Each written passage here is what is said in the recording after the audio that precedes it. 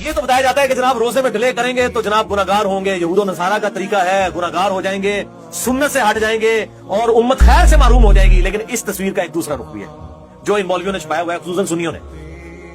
میں نے بتا دیا یہ ڈیلے 25 سے 30 منٹ کا ڈیلے ہے، 8 سے 10 منٹ کا ڈیلے کوئی ایشو نہیں ہے۔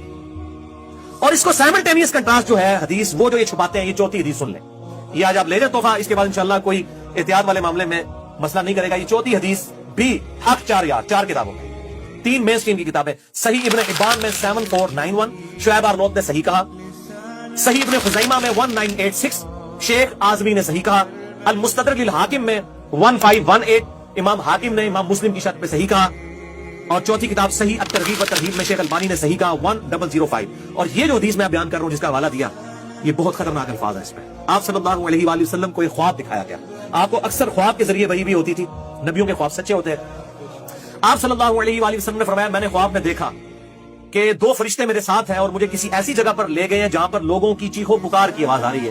میں نے پوچھا یہ کون لوگ ہیں، تو بتایا گیا یہ دوستیوں کو عذاب ہو رہا ہے۔ اللہم اجرنا من النار، اللہم اجرنا من النار، اللہم اجرنا من النار، آمین۔ پھر کہتے ہیں کہ میں تھوڑا آگے جب گیا تو ایک پہاڑی آئی، اس پہاڑی پر چلنا میرے لیے دشوار ہو گیا، تو 2 فرشتوں نے میری مدد کی، تو میں اس پہاڑی کو کراس کرنے میں کامیاب ہو گیا۔ پھر میں نے وہاں پر کچھ لوگ دیکھے جو الٹے لٹکے ہوئے تھے، اپنے پاؤں کے ساتھ، کونچوں کے ساتھ الٹے لٹکے ہوئے تھے، اور ان کی باچھیں چری ہوئی تھی اور اس میں سے مسلسل خون بہ رہا تھا۔ میں نے پوچھا کہ یہ کون لوگ ہیں، تو بتایا گیا یہ وہ لوگ ہیں جو وقت سے پہلے روزہ افطار کر لیا کرتے تھے، افطار میں اتنی جلدی کرتے تھے کہ ابھی ٹائم نہیں ہوا ہوتا تھا اور وہ افطاری کر لیتے تھے۔ اب یہ ہم پوچھتے ہیں یہ لوگ کون ہیں؟ اہل تشیع تو نہیں ہو سکتے، وہ تو ڈیلے ہیں، ان کے پاس آپ نے ڈیلے والا چھاپ لگا دی۔ یہ جو جلدی افطار کر رہے ہیں شیعہ تو نہیں ہو سکتے، اہل سنت میں سے بھی حنفی نہیں ہو سکتے، ان کے تو 3 منٹ احتیاط کے ساتھ ہیں۔ پیچھے کون بات جاتا ہے؟ ساڑھے سکے بھرا، ٹھیک ہے جی، جڑے صاحب تو مدریا سمجھتے ہیں، یعنی اہل حدیث، یعنی اور ہماری اب جیلم شہر میں آپ دیکھیں ٹائم ٹیبل غلط ہے۔ ابھی بھی میں نے دیکھا ادھر تو ایون حنفیوں کا بھی ٹائم ٹیبل غلط بنا ہوا ہے۔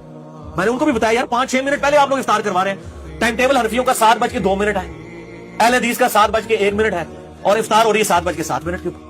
ابھی کچھ جماعت الدعوہ والوں کا ٹائم ٹیبل جو ہے وہ چونکہ انہوں نے تھوڑا الیکٹرانکلی فالو کیا ہے، وہ اہل حدیث میں سے ان کا ٹائم ٹیبل ٹھیک ہے، یہ دارالاسلام والوں کا۔ تو باقی پرانے جو 1950-60 کے بابوں نے بنائے ہوئے ہیں وہ اکثر ٹائم ٹیبل غلط ہے۔ اس وقت کے لوگوں کے روزے ہو گئے، ان کو نہیں بیچاروں کو پتا تھا، اس زمانے میں ان کو چاہیے تھا وہ احتیاط کرتے اور سیاہی چھانے کا انتظار کرتے 8-10 منٹ۔ اب تو مطلب ان کو اپنے ٹائم ٹیبل کو دیکھنا چاہیے۔ ہم یہ پوچھتے ہیں یہ کون لوگ ہیں جو روزہ جلدی افطار کرنے کی وجہ سے جن کو قیامت والے دن عذاب ہوگا؟